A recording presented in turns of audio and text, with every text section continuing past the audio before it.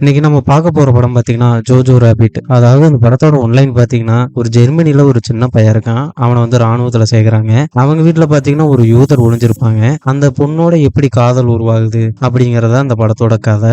இதுக்கிடையில இந்த படம் பார்த்தீங்கன்னா இடையில அழுகவும் வச்சிரும். அதே மாதிரி ஒரு ஃபீல் குட் மூவின்னு கூட சொல்லலாம். சரி வாங்க படத்துக்குள்ள போகலாம். ஃபர்ஸ்ட் எடுத்தோடனே பார்த்தீங்கன்னா ஒரு சின்ன பையன் கண்ணாடி முன்னாடி நின்று பேசிட்டு இருக்கிற மாதிரி காமிக்கிறாங்க. அதாவது ஒரு ராணுவ உடை போட்டுக்கிட்டு அந்த பையன் பார்த்தீங்கன்னா இன்னைக்கு தான் என்னோட ராணுவத்துல முதல் நாள் அப்படின்னு சொல்லிட்டு இருக்கான். அவங்க வந்து ராணுவத்துல சின்ன பசங்களுக்குலாம் ட்ரைனிங் கொடுப்பாங்க.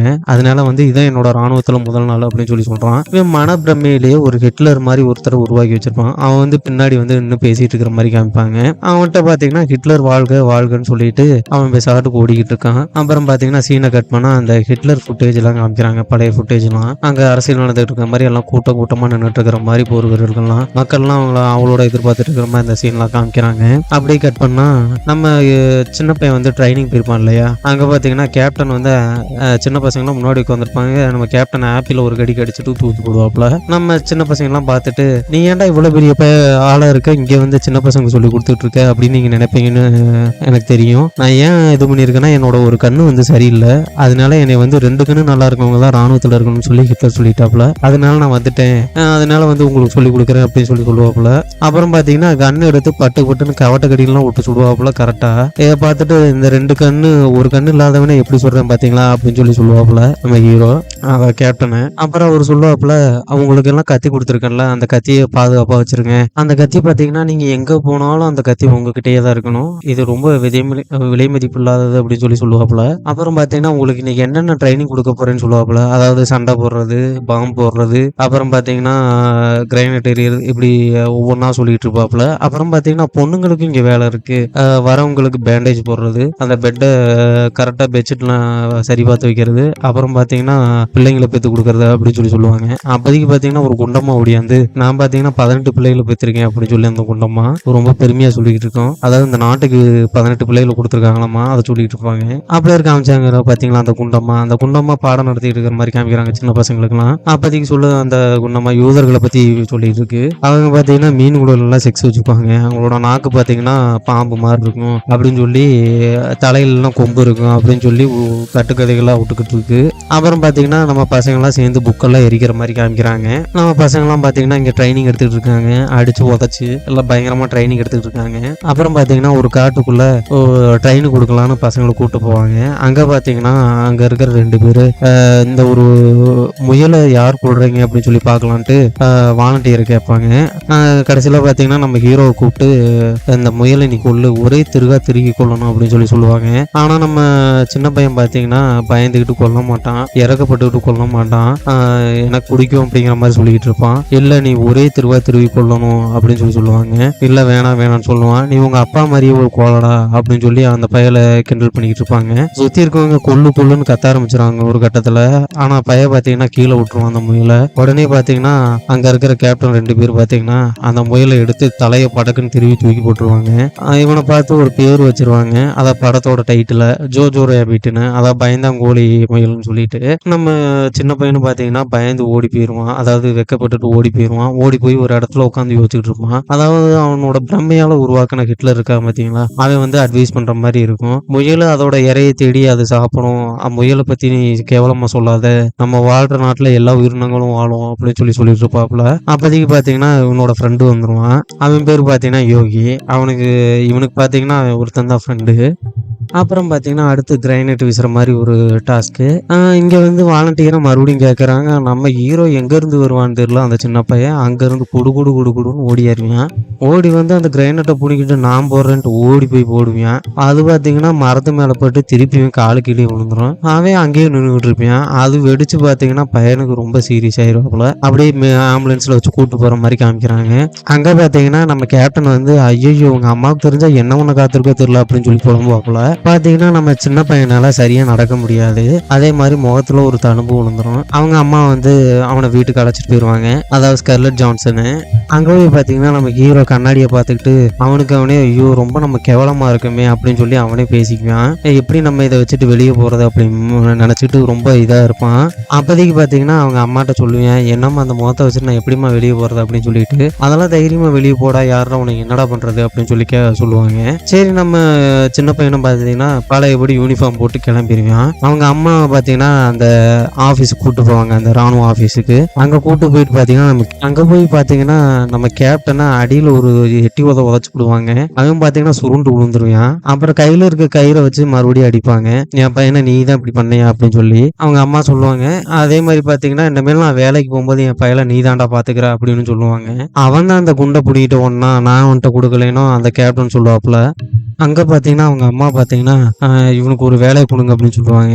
அவனுக்கு அதாவது நியூஸ், அந்த பாலிடிக்ஸ் நியூஸ் எல்லாம் போய் தெருவா ஓட்டுறது. சரி அதுவே பண்ணட்டும்னா அவங்க அம்மாவை விட்டுருவாங்க. அதான் கருத்துக்களை பரப்புறது. அப்படியே பார்த்தீங்கன்னா அவங்க அம்மாவை பிள்ளைங்க வெளியே வராங்க. அங்கே பார்த்தீங்கன்னா யூதர்கள்லாம் கட்டி தூக்கில் தொங்க விட்டுருக்காங்க 5 பேர்த்த. அதை பார்த்துக்கிட்டு அப்படியே நிற்கிறாங்க வருத்தப்பட்டுக்கிட்டு அவங்க அம்மா. அப்படியே நம்ம சின்ன பையன் பார்த்தீங்கன்னா வீட்டுக்கு போய் அங்கே பியோனம் வசிக்கிற மாதிரி காமிக்கிறாங்க. வாசிச்சுட்டு அங்கே ஒரு கீழே பார்க்குறான். அந்த கதவை திறந்து மூணா ஒரு தடயமா இருக்கும் பார்த்தீங்களா, அந்த மாதிரி அங்க இருக்கு. உடனே அவனுக்கு டவுட் ஆயிருச்சு, அப்ப இங்க யாரோ இருக்காங்கன்னு. பையனுக்கு இங்கேதான் மூளையை வேலை செய்யுது. உடனே பாத்தீங்கன்னா கச்சி எடுத்துட்டு போய் அந்த இதை நம்பி பாக்குறான். உடனே ஓப்பன் ஆகுது. ஓப்பன் ஆனு உள்ள பார்த்தா ஒரு பெட்டு போட்டு ஒரு ஆள் தங்குற மாதிரி ஒரு ரூமே இருக்கு. சரி என்னடான்னு பார்த்துட்டு உள்ள லைட் அடிச்சுக்கிட்டே போறான். போய் பாத்தீங்கன்னா கடைசியில ஒரு பொண்ணு உட்காந்துருக்கு. பார்த்தோடனே பைய தெரிச்சு அடிச்சுட்டு ஓடியாரான். ஓடி வந்து கீழே ஓடி போயிடுறான் படிக்கட்டுல இருந்து. அந்த பொண்ணும் பாத்தீங்கன்னா அப்படியே இறங்கி வருது. பைய பேய் நினைச்சுக்கிட்டு இருக்கான் அந்த பிள்ளைய. கரெக்டா பாத்தீங்கன்னா அந்த டோரை திறக்க போவே அந்த பொண்ணு பிடிச்சி செவுத்துல வச்சு அடிச்சு, நான் இனிமேல் இங்க இருக்கிறத யார்ட்டையோ சொன்னேன்னா வச்சுக்கோனே கொண்டுருவேன் அப்படின்னு சொல்லும். அதாவது நான் இங்க இருக்கிற சொன்னேன்னா எனக்கு மட்டும் பாதிப்பு இல்லை, எனக்கு உதவி பண்ணதுக்காக உனையும் உள்ள வைப்பாங்க, நான் யூதர்கள் அப்படின்னு சொல்லுவோம். உடனே பார்த்து பயந்துகிட்டு ஐயோ நம்ம அம்மாவுக்கும் பிரச்சனை வந்துருமோ எனக்கும் பிரச்சனை வந்துருமோன்னு சொல்லிட்டு சொல்ல மாட்டான். அடுத்த சீனை கட் பண்ணா நம்ம மனசாட்சி இருக்கு பாத்தீங்களா, இவ ரொம்ப மோசமானவ, இவளை போய் எப்படியாவது தடுத்தாகணும் யூதர்கள் அப்படின்னு சொல்லுவோம். உடனே நம்மால் பாத்தீங்கன்னா தலையில வடச்சட்டியை மாட்டிக்கிட்டு கையில ஒரு டஸ்ட்பின் மூடியும் எடுத்துக்கிட்டு ஒரு கத்தி எடுத்துக்கிட்டு ஒரு கையில அந்த பிள்ளைய போய் கதவு தட்டுவான். அந்த பொண்ணு பாத்தீங்கன்னா பின்னர் இருந்து வந்து அவனை பிடிச்சி அடிச்சு இந்த ரூம் விட்டு நீ கிளம்புடா அப்படின்னு சொல்லிடுவான். அப்படியே பாத்தீங்கன்னா நைட் ஆயிருது. அவங்க அம்மாவும் பாத்தீங்கன்னா வேலையை முடிச்சு வந்துருவாங்க. அன்னைக்குன்னு பார்த்து லேட் ஆகி வருவாங்க. பையன் பாத்தீங்கன்னா தூங்காம உட்காந்துருப்பான். அவங்க அம்மா வந்தோடனே சொல்லுவாங்க, இது மாதிரி மேல பாத்தீங்கன்னா இந்த இங்கு பேயின்னு சொல்லி ஒன்று இருக்கு அப்படின்னு சொல்லுவான். அவங்க அம்மாவும் அப்படிலாம் ஒண்ணு இல்லடா, அது ஒரு எலியோட சத்தம்டா அப்படின்னு சொல்லுவான் அவங்க அம்மா. அப்புறம் பாத்தீங்கன்னா அவங்க அம்மாவுக்கு பாதுகாப்பு கொடுக்க ஆரம்பிச்சிருவான். அதாவது இந்த மாதிரி ஒரு பேய் இருக்கு, நம்ம அம்மாவை பாதுகாக்கணும் அப்படின்னு சொல்லிட்டு பாதுகாப்பு கொடுக்க ஆரம்பிச்சிருவான். அதாவது குளிக்கும் போது வெளியே பாதுகாக்கிறது. அப்புறம் பாத்தீங்கன்னா மேக்கப் போடும்போது கூட பக்கத்துலயே நின்றுட்டு இருப்பான். அப்படியே நின்று அவங்க அம்மாவை பாதுகாத்துக்கிட்டே இருப்பான். அப்புறம் அவங்க அம்மா வந்து தூங்க வச்சுட்டு எனக்கு கொஞ்சம் வேலை இருக்கு அப்படின்னு சொல்லிட்டு போவோம். கடைசியில பார்த்தா இந்த யூதரை வச்சிருக்கிறதே அவங்க அம்மா தான். அவங்க அம்மா வந்து ஒளிச்சு வச்சுட்டு அந்த பிள்ளைக்கு சாப்பாடுலாம் கொடுத்துட்டு இருப்பாங்க. அதாவது பாத்தீங்கன்னா அந்த போர் முடிஞ்சோடனே இந்த பொண்ணு சுதந்திரமாயிரும் இல்லையா, அதை ஜெயிச்சுட்டாங்கன்னா அந்த பொண்ணு சுதந்திரமாயிரும் அப்படின்னு சொல்லிட்டு இவங்க அம்மா உள்ளே வச்சிருப்பாங்க. அதாவது உங்க பொண்ணோட ஃப்ரெண்டு அந்த பரிதாபத்துல வச்சிருப்பாங்க. கட் பண்ணா நம்ம ஜோ பாத்தீங்கன்னா ஒரு ஸ்விம்மிங் பூல்ல குளிச்சுட்டு இருக்கிற மாதிரி காமிக்கிறாங்க. அந்த குண்டாமா இருக்கு பாத்தீங்களா, அந்த குண்டாமா பாத்தீங்கன்னா நம்ம ஹீரோ படுக்க போட்டு காலை நம்பிக்கிட்டு இருக்கு. அதாவது பாத்தீங்கன்னா இந்த காலை வச்சுட்டு நீ 1 மாசத்துக்கு ஸ்கூலுக்கே போகாதரா, உன்னைய பார்த்து மத்தவங்க பயந்துருவாங்க அப்படின்னு சொல்லிட்டு இருக்கோம். அப்புறம் போய் பாத்தீங்கன்னா நம்ம சின்ன பையன் அந்த கேப்டன் விசாரிப்பாப்ல, இது மாதிரி யூதர்கள் வந்து மூளை செலவு பண்ணி அவங்கள கட்டுப்பாட்டில் வச்சிருந்தாங்கன்னா என்ன பண்றது, அவங்கள பிடிச்சா அப்புறம் அவங்களுக்கு உதவி பண்ணவங்களே அவங்களையும் தட்டிப்பீங்களா அப்படின்னு கேட்பாங்க. ஆமா, அவங்க யூதர்களை பிடிச்சா அவங்களுக்கு உதவி பண்ணவங்களுக்கு தூக்குதான் அப்படின்னு சொல்லி அந்த கேப்டன் சொல்லுவாரு. ஒருவேளை அவங்க மூளை செலவு பண்ணியிருந்தா அதுக்கெல்லாம் வாய்ப்பு இல்லை அப்படின்னு சொல்லுவாரு. அப்போதைக்கு உண்டமா வந்து எங்க சொந்தக்காரவங்களையும் இப்படித்தான் மூளை செலவு பண்ணி வச்சிருந்தாங்க அப்படின்னு காமெடி பண்ணிட்டு இருக்கோம். நம்ம அந்த சின்ன பையன் பாத்தீங்கன்னா வீட்டுக்கு போய் மறுபடியும் அந்த பொண்ணுகிட்ட பேசுற மாதிரி காமிக்கிறாங்க. அதாவது அந்த பொண்ணை கூப்பிட்டு உன்னை சொன்னா எங்களுக்கும் பிரச்சனை வரும், அதனால ஒரு சில கட்டுப்பாடுகள் இருக்கு நீங்க தங்கிறதுக்கு அப்படின்னு சொல்லுவான். அதாவது பாத்தீங்கன்னா நீங்க இருக்கணும்னா உங்க யூத இனத்தை பத்தி எனக்கு சொல்லு அப்படின்னு சொல்லுவாங்க. உடனே பாத்தீங்கன்னா எங்களுக்கு 2 கொம்பு இருக்கும், பாத்தீங்கன்னா வாய் நாக்கு பாம்பு மாதிரி இருக்கும் அப்படின்னு சொல்லி இவளும் கதையை அடிச்சு விட்டுட்டு இருப்பா. அப்புறம் பாத்தீங்கன்னா எங்களுக்கு கொள்றதுக்கு பாத்தீங்கன்னா நீ கறி சீஸ் பட்டர் இந்த மாதிரி கொடுத்தீங்கன்னா செத்துருவோம், அதே மாதிரி பாத்தீங்கன்னா பிஸ்கட் சரக்கு கொடுத்தீங்கன்னாலும் செத்துருவோம் அப்படின்னு சொல்லவும் பையனுக்கு தெரிஞ்சு போச்சு இவன் வந்து நம்மளை நக்கல் அடிச்சிட்டு இருக்கா அப்படின்னு சொல்லி. உடனே பார்த்தா என்னைய பார்த்தா உனக்கு என்ன நக்கலா தெரியுதா அப்படின்னு சொல்லி கேட்பான் நம்ம சின்ன பையன். அப்படியே பேசிக்கிட்டே பக்கத்துல போகும்போது அவ பாத்தீங்கன்னா இவனோட வாயை புத்தி, எங்களுக்கு பலம் இல்லைன்னு நினைச்ச யூதர்களுக்கு எங்களுக்கும் பலம் இருக்கு அப்படின்னு சொல்லி சொல்லுவா. எங்களை அரக்கர்களே கொள்ற அளவுக்கு எங்களுக்கு பலம் இருக்கு உடம்புல, நாங்க தேவதைகளுக்கு பிறந்தவங்க அப்படின்னு சொல்லி நம்ம அந்த பொண்ணு சொல்லிக்கிட்டு இருப்பா. அப்படியே சீனை கட் பண்ணா அவங்க அம்மாவும் அந்த பையல உட்காந்து சாப்பிட்ற மாதிரி காமிக்கிறாங்க. அவங்க அம்மா என்னமோ பயங்கர சந்தோஷம் மூட்ல இருக்காங்கப்பா. பீர் பாட்டில வச்சுக்கிட்டு அப்படியே குடிச்சுக்கிட்டு ஆடிக்கிட்டு இருக்காங்க. உட்காந்துக்கிட்டு என்ன சந்தோஷமா இருக்கீங்க அப்படின்னு கேட்டதுக்கு அந்த அம்மா சொல்லணும், அதாவது பாத்தீங்கன்னா இத்தாலி பிரான்ஸ் கூட்டணி வைக்கிது, எப்படி அவங்க பாத்தீங்கன்னா ஜெயிச்சிருவாங்க நம்ம ஜெர்மனிய அப்படின்னு சொல்லி சொல்றாங்க. உடனே சின்ன பையனுக்கு கோபம் வந்துடும், உனக்கு நம்ம பிறந்த நாட்டு மேல அக்கறையே இல்லையா, அவங்க நாடு ஜெயிக்கிறதுக்கு நீ சந்தோஷப்படுற அப்படின்னு சொல்லி சொல்லுவாங்க. எனக்கு பாத்தீங்கன்னா நம்ம நாட்டை ரொம்ப பிடிக்கும், ஆனா போர் எனக்கு சுத்தமா பிடிக்காது அப்படின்னு சொல்லி அவங்க அம்மா சொல்லுவாங்க. உடனே நம்ம பையன் எப்பயும் போல ஹிட்லர் வாழ்க அப்படின்னு சொல்லிட்டு இருப்பேன். உடனே நம்ம சின்ன பையன் பாத்தீங்கன்னா எனக்கு அப்பா வேணும்னு அடம் பிடிக்க ஆரம்பிச்சிருக்கான். உனக்கு அப்பா வேணும், அப்பா இப்ப பாரு அப்படின்னு சொல்லிட்டு அவங்க அம்மா போய் பாத்தீங்கன்னா முகத்துல ஒரு கறி அப்பிக்கிட்டு அப்பா மாதிரி வந்து அம்மா இந்த மாதிரி பேசலாமா, அது சரியா அப்படின்னு சொல்லிட்டு கோவத்துல பேசுற மாதிரி காமிக்கிறாங்க. போயிட்டு அங்க நின்று மறுபடியும் அமைதியா இருந்துட்டு மறுபடியும் பையன்கிட்ட வந்து நான் பேசுனதுக்கு மன்னிச்சிரு அப்படின்னு சொல்லி கெஞ்சுற மாதிரி காமிக்கிறாங்க. நம்ம சின்ன பையன் பாத்தீங்கன்னா மறுபடியும் போய் அந்த பிள்ளைகிட்ட விசாரிக்க ஆரம்பிச்சிருவான். அதாவது உங்க யூதர்கள் இனத்தை பத்தி சொல்லுங்க, நீங்க எல்லாம் எங்க வாழ்வீங்க, அதாவது இந்த ராணி எங்க முட்டை போடுன்னு கேட்பேன். அந்த பிள்ளை பாத்தீங்க என்னடா லூசுத்தனமா பேசிக்கிட்டு இருக்கு அப்படிங்க. அதாவது பாத்தீங்கன்னா உனக்கு லவ்னா என்னன்னு தெரியுமா அப்படின்னு சொல்லி கேட்டுட்டு இருக்கோம். அதாவது பாத்தீங்கன்னா அந்த பிள்ளை பாத்தீங்கன்னா ஒரு நாதங்கிறோம்.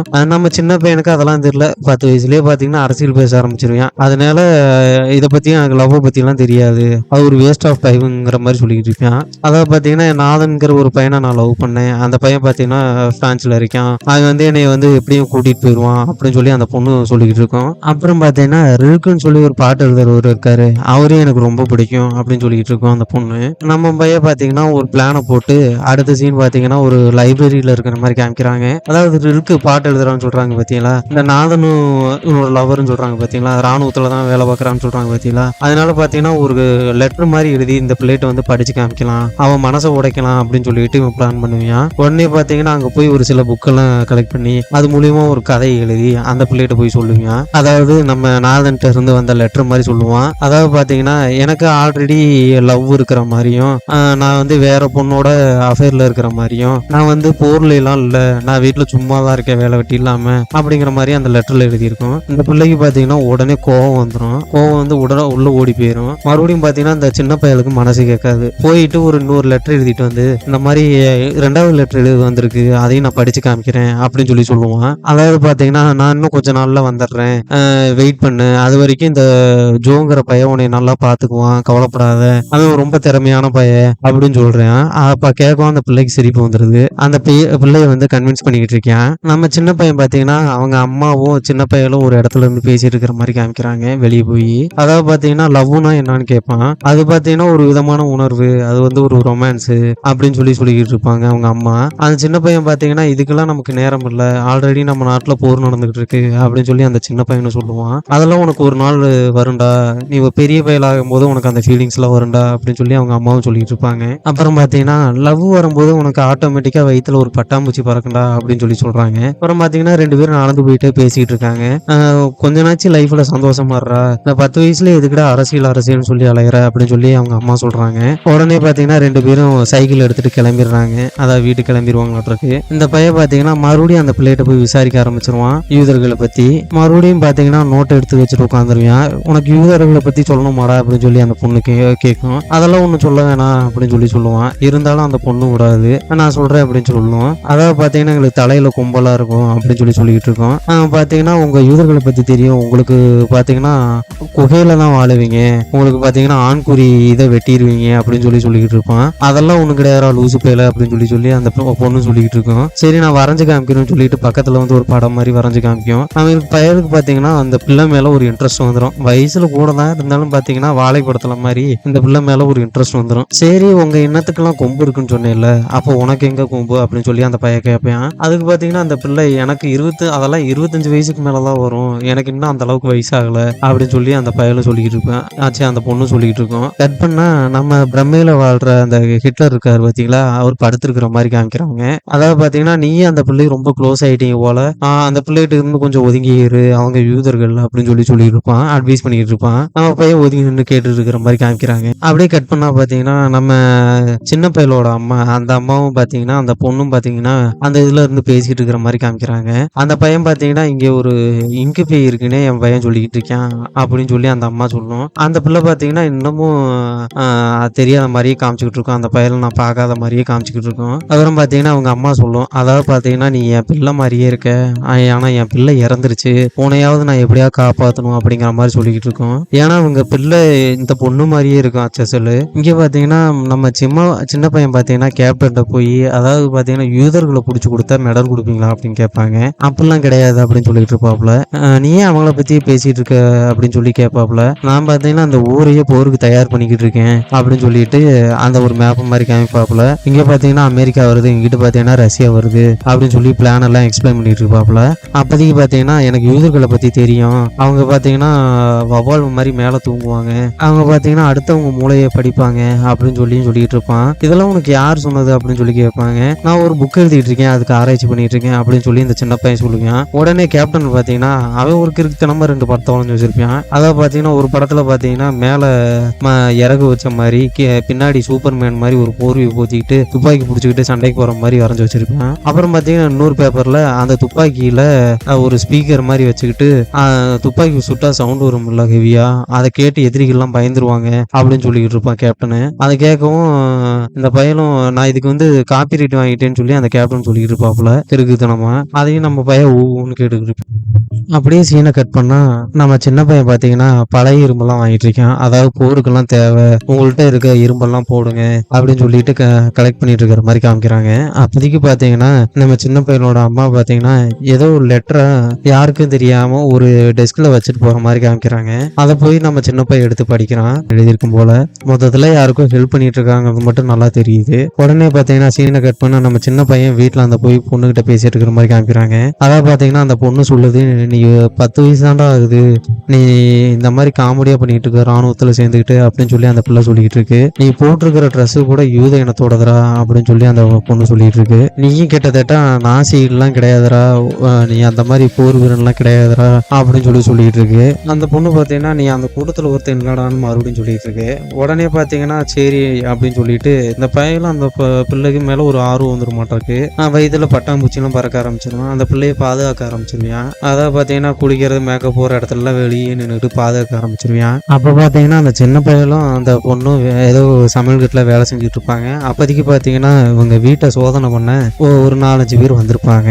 உடனே பார்த்தீங்கன்னா அந்த பொண்ணு குடுன்னு ஓடி போய் ஒளியலான்ட்டு போவோம். அந்த பையனை ஒளிஞ்சுக்க சொல்லிடுவான். அப்புறம் பார்த்தீங்கன்னா அவங்க உள்ள வந்துட்டு எல்லா இடத்தையும் சல்லடை ஓடி தொலைவ ஆரம்பிச்சிருவாங்க. நம்ம சின்ன பையனுக்கு ஒரே நடுக்கு எடுத்துரும். அடங்கப்பா இன்னைக்கு நம்ம மாட்ட போறோம்டா அப்படின்னு சொல்லிட்டு பேந்த முடிச்சுக்கிட்டு இருப்பான். அப்போதைக்கு பார்த்தீங்கன்னா நம்ம கேப்டன் வந்துருவாப்புல. உள்ள வந்துட்டு இவங்களோட ஜாயின் பண்ணிக்குவாப்புல. அதாவது இந்த வழியா வந்தேன், உங்களை பார்த்துட்டு போகலான்ட்டு வந்தேன் அப்படின்னு சொல்லிட்டு இன்ட்ரடியூஸ் பண்ணிக்குவாங்க. அதை பார்த்தீங்கன்னா இந்த சின்ன பையன் என் கூட தான் வேலை செய்யறியா, என் கண்ட்ரோல தான் பதிக்க இருக்கான் அப்படின்னு சொல்லிட்டு இருக்காங்க. ஓகே நல்லது அப்படின்னு சொல்றாங்க.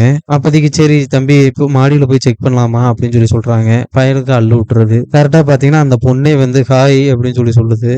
இவங்களும் என்னடா யாரான்னு சொல்லிட்டு இந்த பொண்ணு யாரு உனக்கு அக்கா இருக்காங்கன்னு சொல்லவே இல்லையா அப்படின்னு கேட்குறாங்க. அந்த பொண்ணு பார்த்தீங்கன்னா அவன் அப்படிதான் எல்லாத்தையும் மறைச்சிக்கிட்டு இருப்பான் அப்படின்னு சொல்லுது அந்த பொண்ணு பார்த்தீங்கன்னா வாய் திறமையில ரொம்ப கேஷுவலா பேசி அவங்களை எப்படி சமாளிக்குது. அதான் அந்த பையனோட அக்கா தான் நானு அப்படின்னு சொல்லிட்டு கேப்டனுக்கு கொஞ்சம் மைல்டா டவுட் வந்துருது அப்பவே. அப்புறம் பார்த்தீங்கன்னா கேப்டன் கேட்குறாப்புல உன்னோட ஐடி ப்ரூஃபை காமி அப்படின்னு சொல்லிட்டு அந்த பொண்ணும் பார்த்தீங்கன்னா அங்கிட்டு இங்கிட்டு தொலைவி ஒரு ஐடி ப்ரூஃபை எடுத்து காமிக்குது. அதாவது பார்த்தீங்கன்னா இறந்து போன அக்கா இருக்காங்க இல்லையா, அவங்களோட ஐடி ப்ரூஃப் எடுத்து காமிக்குது. அதுல பார்த்தீங்கன்னா அதாவது உன்னோட பேரையும் உன்னோட டேட் ஆஃப் பர்த்தையும் சொல்லு அப்படின்னு சொல்றாங்க. அது கரெக்டா சொல்லிடுது. அதாவது பார்த்தீங்கன்னா மே 1 அப்படின்னு சொல்லிடுது. சரின்ட்டு அவங்களும் கிளம்பிடுறாங்க.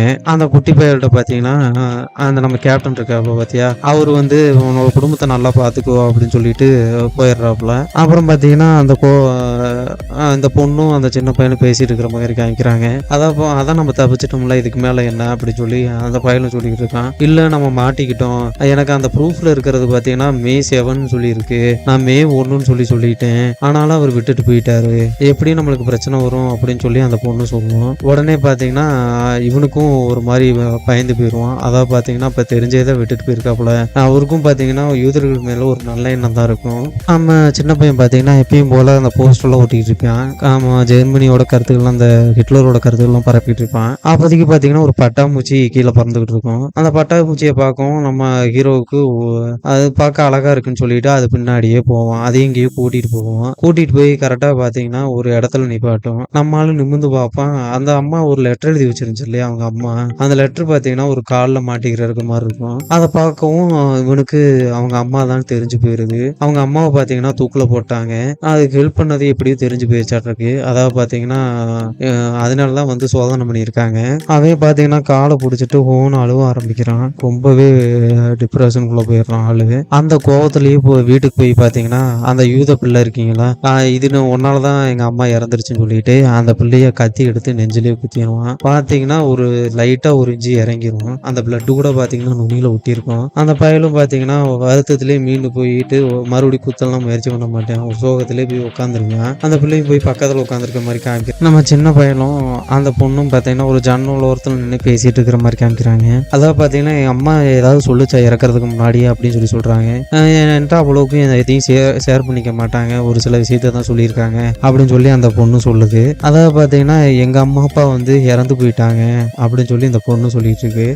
எனக்குன்னு யாரும் இல்லை பெருசா அப்படின்னு சொல்லிட்டு இருக்கு. இந்த பையன் பார்த்தீங்கன்னா எங்க அப்பா போருக்கு போயிருக்காரு, எப்படி வந்துருவாரு அப்படிங்கிற எண்ணத்திலே இருக்கான். அப்புறம் பார்த்தீங்கன்னா அவங்க அந்த பொண்ணு சொல்லுது அவங்க அதெல்லாம் வரமாட்டாங்க, அவ்வளோதான், இதுக்கு மேலெல்லாம் வரமாட்டாங்க அப்படின்னு சொல்லி அந்த பொண்ணு சொல்லிட்டு இருக்கு. நம்ம இங்கே ஹீரோ பார்த்தீங்கன்னா பிரம்மையில் இருக்க ஹிட்லர் இருக்காங்களா, அவனோட சேர்ந்து சாப்பிட்டு இருக்கிற மாதிரி காமிக்கிறாங்க. அவன் பார்த்தீங்கன்னா குதிரையும் மானா அதை முழுசா தலையை வச்சு புட்டு காட்டுக்கிட்டுன்னு கட்டிட்டு இருக்கிற மாதிரி காமிக்கிறாங்க. அப்படியே சீனை கட் பண்ணா போர் பார்த்தீங்கன்னா பயங்கரமா நடந்துட்டு இருக்கு. விமானமெல்லாம் அடிச்சு நொறுக்கிட்டு இருக்காங்க. எல்லாம் பரபரப்பா அங்கிட்டு இங்கிட்ட ஓடிட்டு இருக்காங்க. அப்போதைக்கு நம்ம சின்ன பையன் பார்த்தீங்கன்னா அந்த குண்டன்ட்ட நம்ம யோகி இருக்கான் பார்த்தீங்கன்னா அவனோட ஃப்ரெண்டு, அந்த பையன்கிட்ட பார்த்து பேசிக்கிட்டு இருக்கான். அதாவது பார்த்தீங்கன்னா இந்த மாதிரி ஹிட்லர் பார்த்தீங்கன்னா அவருக்கு அவரே சுட்டுட்டு இறந்துட்டாரு, இனிமேல் நம்ம தோக்க போறோம் அப்படின்னு சொல்லி இந்த பையன் சொல்லிட்டு இருக்கான். அப்புறம் பார்த்தீங்கன்னா நம்மளை சுற்றியும் ரஷ்யா, இந்தியா, சீனா எல்லாம் வந்து நம்மளை சுத்து போட்டாங்க, இனிமேல் நம்ம தப்பிக்கிறதுக்கு வாய்ப்பே இல்லை அப்படின்ட்டு ஜாலியாக பேசிக்கிட்டு வரான். இவனும் பார்த்தீங்கன்னா அந்த யூத பொண்ணை பற்றி சொல்லிட்டு இருக்கான். அந்த பொண்ணு எங்கள் வீட்டில் தான் இருக்கு, நாங்கள் தான் பார்த்துக்கிட்டு இருக்கோம் அப்படின்னும் தெளிவாக சொல்லிக்கிட்டு இருக்கேன் அந்த பையன்கிட்ட. அந்த பையெல்லாம் என்னமோ பெருசாக எடுத்துக்கிறது இல்லை இதை. அப்படியே பார்த்தீங்கன்னா அங்கிட்டும் இங்கிட்டும் குண்டு வெடிச்சுக்கிட்டு இருக்கு. அதில் பார்த்தீங்கன்னா நம்ம யோகியும் நம்ம ஹீரோ சின்ன பையனை பார்த்தீங்கன்னா ஓடிக்கிட்டு இருக்காங்க. ஓடி போய் பார்த்தீங்கன்னா ஒரு குண்டமா இருக்கும் பார்த்தீங்களா, அந்த குண்டமா பக்கத்தில் நிற்கிறாங்க. அந்த குண்டமா பார்த்தீங்கன்னா சின்ன பசங்கள்லாம் போர் காமிச்சு விடுது. அதை பார்த்தீங்கன்னா ஒரு பையனுக்கு ரேனேட்டை கொடுத்து அங்கே ஒரு அமெரிக்காக்காரன் தெரியல அவனை போய் கொள்ளு அப்படின்னு சொல்லிக்கிட்டு இருக்கு. அப்புறம் நம்ம யோகியை கூப்பிட்டு அவன்கிட்ட ஒரு துப்பாக்கி கொடுத்து உனக்கு ப்ரொமோஷன் கிடைச்சிச்சுடா, நீ போய் பார்க்குறவங்களும் நம்ம ஆளுகளை தவிர யாராக இருந்தாலும் கொள்றா அப்படிங்கிறாங்க. அப்புறம் பார்த்தீங்கன்னா நம்ம ஜோவை கூப்பிட்டு உனக்கு கண்ணுக்கு யாரை தெரிஞ்சாலும் கொள்ளு அப்படின்னு சொல்லிட்டு இருக்காங்க. ஆனால் அவன்கிட்ட ஒரு ஆயுதமும் இருக்காது. நம்ம ஹீரோ பார்த்தீங்கன்னா அங்கிட்டு சண்டை போடுறதெல்லாம் பார்த்துக்கிட்டு இருக்கான். அதாவது பார்த்தீங்கன்னா நம்ம கேப்டன் இருக்காப்புல பார்த்தீங்களா, அவன் இந்த டிராயிங்ல வரைஞ்ச மாதிரியே பின்னாடி துணியை கட்டிக்கிட்டு ஒரு ஸ்பீக்கரை பக்கத்தில் இருக்கவன்ட்ட கொடுத்துக்கிட்டு அவனை சுட்டுட்டு ஓடிக்கிட்டு இருக்கான் காமெடியா. எப்படியும் அந்த இதில் பார்த்தீங்கன்னா தோத்துருவாங்க. தோத்துட்டு பார்த்தீங்கன்னா நம்ம சின்ன பையன் பார்த்தீங்கன்னா ஒரு கோட்டு போட்டிருப்பான் இல்லையா, அந்த கோட்டு நம்ம ஜெர்மனி கோட்டு, அந்த கோட்டை பார்த்துக்கிட்டு அந்த மற்ற நாட்டுக்காரன் அமெரிக்காக்காரவங்க பார்த்தீங்கன்னா இவனையும் தூக்கிட்டு போயிடுவாங்க. தூக்கிட்டு போய் நம்ம கேப்டன் பக்கத்தில் உட்கார வச்சிருவாங்க. அங்கே கேப்டன் பார்த்தீங்கன்னா பிணைய கைதியாக மாட்டிருப்பாப்புல, அவர் பக்கத்தில் உட்கார வச்சிருவாங்க. அப்போதைக்கு கேப்டன் சொல்லுவார், உங்க அம்மா ரொம்ப நல்லவங்கடா, அவங்களுக்கு இப்படியானது எனக்கே ரொம்ப வருத்தமா இருக்கு அப்படின்னு சொல்லிட்டு இருப்பாரு. உங்க வீட்டில் ஒரு பொண்ணு இருக்கு பார்த்தியா, அந்த பொண்ணையும் நல்லா பார்த்துக்கோ, ரொம்ப நல்ல பொண்ணு அப்படின்னு சொல்லிட்டு இருக்காரு. அப்படியே பார்த்தீங்கன்னா அந்த கோட்டை கழட்டிடுற மேலே இருக்கிற கேப்பை கழட்டிடுறாப்புல. அப்புறம் பார்த்தீங்கன்னா கோட்டையும் கழட்டி விட்டு தள்ளி விட்டு நீ இந்த இடத்த விட்டு காலி பண்ணு, போ குடும்பத்தை பார்த்துக்கோ அப்படின்னு சொல்றாப்புல.